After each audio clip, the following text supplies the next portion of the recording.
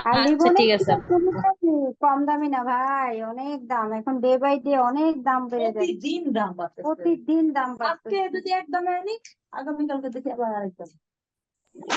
আপু এক দুই জায়গায় মানে কয়েক জায়গায় দেখি যে স্ট্রেটনারের মানে এত কম দাম এগুলা, মানে কেউ কিনে আসলে 200 টাকা, আসলে কি 200 টাকার উপরে। না, ওইটা তো 200 টাকা দিয়ে আবার আয়রন মেশিন কিনে নাকি, কি বলেন?